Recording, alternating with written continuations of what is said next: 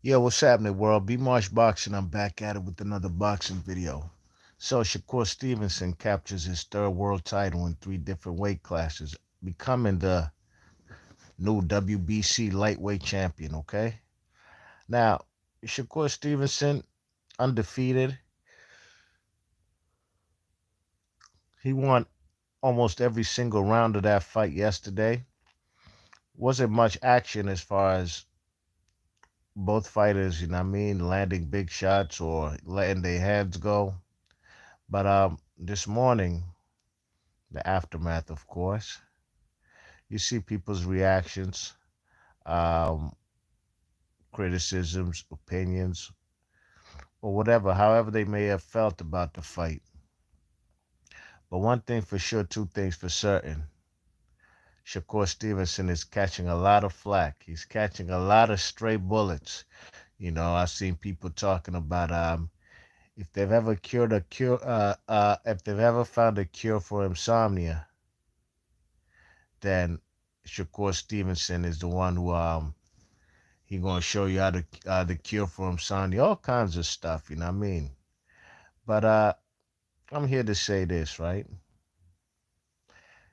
It's funny how the guy who's undefeated, the guy who's a multiple now division champion, gets all the hate and the flack for that fight last night when he won comfortably. Okay, but nobody ever has anything to say about Edwin De Los Santos, right? And it's quite obvious, you know why? Because they didn't know who he was prior to this fight. So obviously, what's the point of blaming him? You know what I mean? You know? It's like mm, in an NBA finals, if LeBron James misses a game winner, he's gonna catch a whole lot of heat. A lot of people gonna smoke for him. He's gonna catch a whole lot of ridicule. Why people know him, right? Let a man like the Joker, Nikola Jokic, miss a game winner. He ain't gonna get that kind of smoke. He ain't not gonna get that kind of smoke like LeBron will because Nikola Jokic is not a household name like LeBron is. You know what I mean? So it's quite easy to point the finger and hate at on the man Shakur Stevenson. Because for one, I don't know, in boxing, I have no problem with this. I have no problem with the man dominating every single round and winning rounds, putting him in the bank to a victory. Okay, I got no problem with that. People ain't have a problem when guys like Vladimir Klitschko, even though Vladimir Klitschko would knock fellas out, but when Vladimir Klitschko would fight to his strengths and keep the fight at his pace, jab, right hand, clinch, right? Look, you guys, they ain't have no problem with him like they do the man Shakur Stevenson. You know what I mean? They never have any criticism or any advice or how Edwin De Los Santos could have actually put his foot on the gas and done what he usually does when he fights all these other fighters that he fights. They talk about his punching power. Now, if Shakur Stevenson doesn't want to walk into the line of fire because his opponent is a guy who hits hard, hey, this is boxing, dogs. The name of the sport is boxing. It's not knockout. This is chess, not checkers. You know what I'm saying? Everybody got a game plan. And the one who wins is the one who executes their game plan to a T. Okay? See? One thing for sure, two things for certain, man. I've watched a whole lot of boxing, man. I'm a man of a certain age. I've watched a whole lot of boxing. One thing for sure, two things for certain. One thing I do know is not every fight ends in a knockout. There's more fights that go the distance than we do get knockouts. And this is boxing. Styles make fights. There's a numerous styles of fights out of there's numerous styles of different fighting styles out there. You know what I mean? You watch the NFL, and I'm just going to give you historical perspectives, right? You think every team in NFL history plays like the 1985 Chicago Bears or the 2001 Baltimore Ravens or that Seattle Seahawks defense? What year was that? Was it 2011, 2012?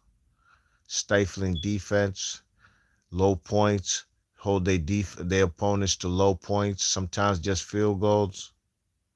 No. Some teams actually play like the Patriots team that what was it? That Patriots team that went to the Super Bowl. That was undefeated in the regular season. Then they lost to the New York Giants. You know what I mean? High octane offense. You know what I'm saying? Some teams are like the 1998 Minnesota Vikings with Randall Cunningham, Chris Carter, Randy Moss. You know what I'm saying?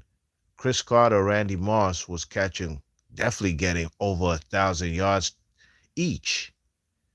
That's the two receivers. But guess what? They had the third receiver. I forgot his name. He played in the slot. He got 1,002. High octane offense. Oh, you think I'm done? What about their running back, Robert Smith? 1998. Go look it up. What about Robert Smith? Robert Smith was the type of running back who would catch 1,000.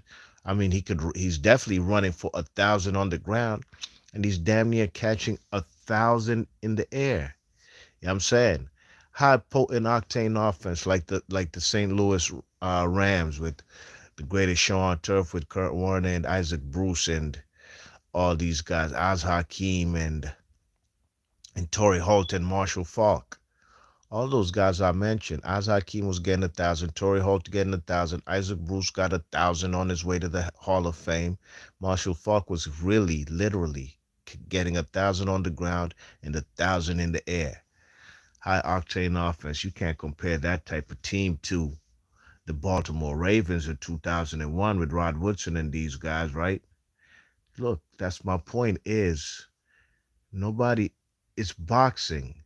Just like in sports, teams, individuals have different styles in order to get the W. Floyd Mayweather in this latter part of his career when he became Pretty Boy Floyd. Now he's fighting guys who are bigger fighters, big hard punchers. What did this guy do? He became a defensive maestro, you know what I mean? Hit and don't get hit, a vicious counterpuncher, vicious pull counters, check left hooks, you know, kept his game, his fighting technique and style very basic and fundamental in the latter second half of his career. Okay, as opposed to Pretty Boy Floyd, who would punch from all angles, letting his hands go. But he was also a younger fighter. I don't know about you, but look, I'm still the same dude I've always been, right? I mean, I still play hoops at my age, and I'm not an old head, but believe me, I be playing against fellas who are probably 20 years younger than me or more, and I still hold my own. Still that dude in the gym, you know what I mean? Sleep if you want, right? But my point is, when you're younger in your 20s and your 30s, there's stuff you're willing to do. You have that more adrenaline rush in you than you do when you're 40. Not that you ain't got the adrenaline rush when you're 40. It's just more tamed. You know, you just have more opportunities to assess things from your lens, your point of view, and you know whether you want to get active or not. Is it worth it? As opposed to when you're younger, man, it's on and popping, man. You know, let's say somebody disrespect you, man. You're not gonna go for that. You know, I'm not saying when you're 40 you should go for that, but you pick and choose your battles as opposed to when you're younger, you have more adrenaline. You're ready to spaz out. You're ready to go to war. You know, you'll backslash somebody for, it's just a whole different perspective when you reach a certain age. And that's how Floyd Mayweather handled his business in the latter part of his career, you know? So Shakur Stevenson, in my opinion, man, look, he wasn't pleased with his effort as far as, you know, he felt, you know what I mean? Not that he had any excuses, but there was something going on apparently with his left hand coming into the fight. There was rumors that, that he has some kind of injury, blah, blah, blah. He didn't make any excuses. Neither am I. What for? Make excuses for who? The winner? Where they do that at? Where they do that at? That's what I'm not going to do. I have no excuses to be made for anybody, winner or loser. But what I do have to say is, people, redirect your energy and your fake outrage also to the man Edwin De Los Santos. Floyd Mayweather versus Manny Pacquiao was a fight that was supposed to be billed the fight of the century, blah, blah, blah. The fight wasn't as great and as expected, right? Especially for how it was billed and how anticipated it was.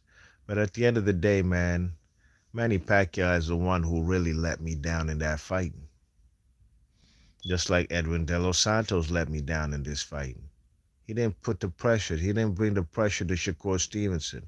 But it's easier said than done. Shakur Stevenson is a master at defense and at dictating the pace and the range.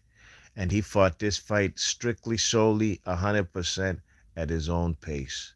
He didn't let the crowd the boos of the crowd deter him. Kept a lot of patience, you know what I'm saying?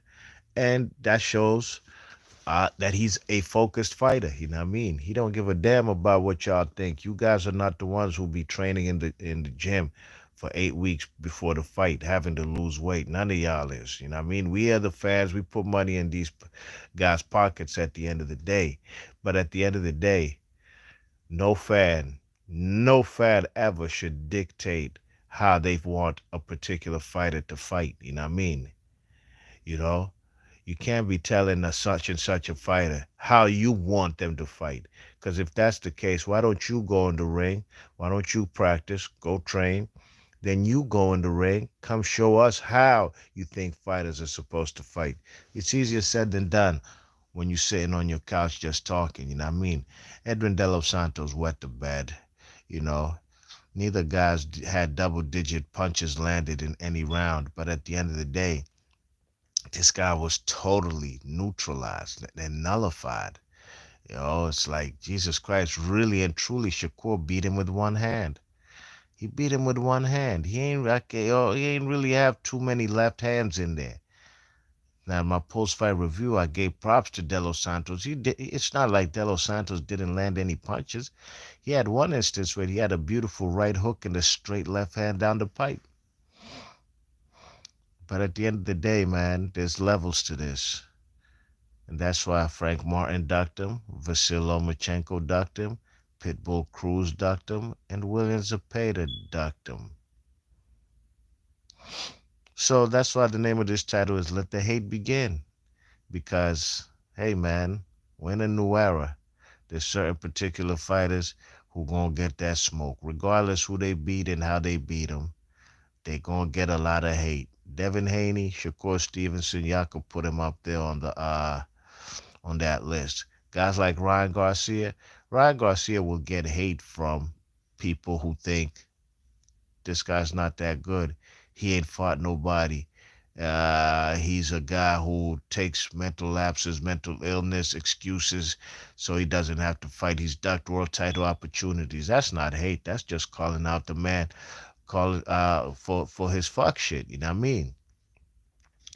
There are fighters who are doing the right thing. Shakur Stevenson, Devin Haney challenging for a world title in that second weight class in his next fight. But regardless, these guys going to get hate. But remember, a guy like Devin Haney, Shakur Stevenson, they're going to get hate for doing the right thing. But guys like Tank Davis and Ryan Garcia, they'll say you're hating on them because the standard is low for these guys. The bar has been set low for Tank Davis and Ryan Garcia. Basically, they fans say they don't have to fight for belts. They're making money. That's the type of shit you hear from Ryan Garcia and Tank fans. You know what I mean? You know, people gonna say, yo, basically like the bar has been set low for these guys. That's why these guys can do the bare minimum. You know what I mean? Tank Davis, Ryan Garcia, these type of guys. While other fighters, they try to build their legacy. They ain't getting handed no vacant straps, and not vacant straps, but they not, like basically like how Boots Innocent. I got no problem with Boots, but you know, if guys are fighting people for these straps, you know what I mean?